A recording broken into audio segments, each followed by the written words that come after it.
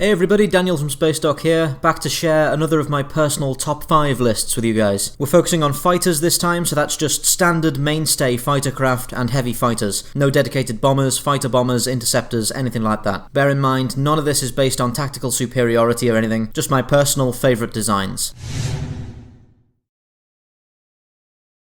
In 5th place, the Starfury Thunderbolt from Babylon 5. I love the conventional Starfury Aurora, but this one just edges it out for me, just because they've managed to make the ship aerodynamic with added control surfaces so that it can operate in atmosphere, but without losing the omnidirectional thrusters to arrest momentum in space. It's very rare for a fighter to have both of these things in one streamlined design, and the Thunderbolt manages it while still looking really cool. It also served a great purpose in the story, starting out as a nice way to visually separate the Earth Alliance rebels from the Loyalists, and to make the older rebel fighters look like underdogs, before later becoming a great way to visualize how advanced and powerful the ISA and the Earth Alliance had become, as the Thunderbolt started to become the primary fighter design for those factions.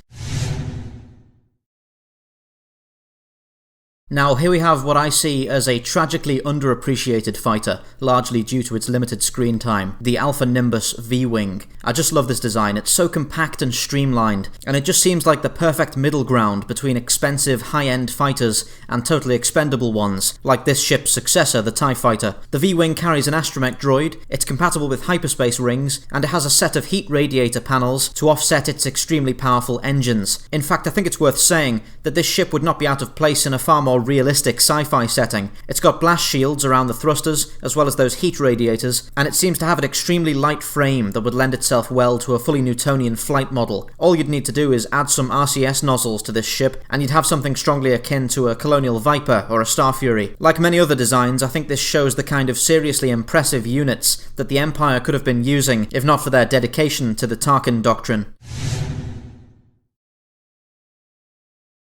Might get some flack for not picking the Mark II here, and I must say I am a big fan of the Mark II, and I do prefer its normal paint job to that of the Mark VII, but as an overall design, the Mark VII just edges it out for me. It just seems really believable that this is the end result of refining the Viper design in model after model for decades. I mean, if you look at the bulky Mark I Viper, which is just a direct adaptation of the TOS Viper, and then move over to the Mark II and the Mark III, you can see how they're just progressively making it sleeker and lighter and more compartmentalized. The Mark VII has all 3 of its engines in a tight shielded cluster at the back, taking up far less space than its predecessors, and allowing for the addition of a 3rd KEW cannon on the ship's dorsal hull. I just generally prefer the lower profile of this fighter and the smooth transition between its wings and its main body. It's also worth pointing out that this ship has a similar narrative role to the Starfury Thunderbolt, in that it sets aside the Pegasus fighters from the Galactica in the early stages, and it represents a limited and important asset throughout the whole show, with them only having the one Mark VII that Apollo brought aboard for Season 1, and then suddenly being able to produce Mark 7s later on aboard the Pegasus to slowly phase out the Mark 2s.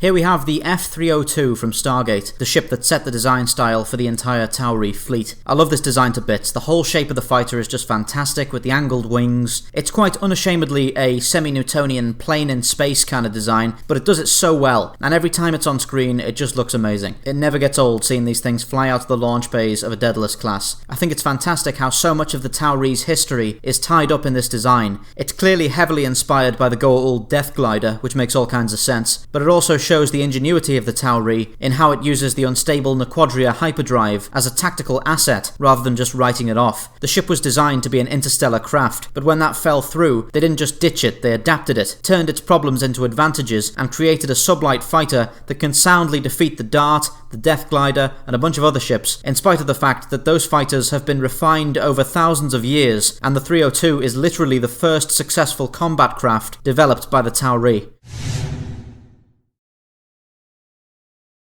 I'm sure many of you were expecting the X-Wing here, but while I of course love the T-65, I've always preferred another ship from the Incom family, the ARC 170. There's pretty much nothing about this design that I don't love, it's just fantastic. The angled nose is great, I love the way the cannons are underslung on big brackets, it makes them seem so much more weighty and powerful. I really like the long rectangular canopy and the tail gun, and I think the whole ship just looks really fierce from any angle, with those huge intake drums and the double S-foils on each wing. The ARC is kind of the quintessential heavy fighter. It's got big powerful cannons, torpedo launchers, and a rear gunner to keep it safe from interceptors. It's also great for long-haul recon, as its name suggests, as it carries a Class 1.5 hyperdrive and an R4 series astromech droid. My only regret about this ship is that it wasn't used for the whole war. For me, the best style the Republic ever had was in those last 6 months when they had V-Wings and ARC-170s, and they'd finally gotten rid of the last of those hideous V-19 Torrents and the kind of bland clone versions of the Z-95. Either way though, this ship got a lot of cool scenes in Clone Wars, certainly more than the V-Wing, and it's just great to see these ships scrambled from Venators and dogfighting with Vulture droids.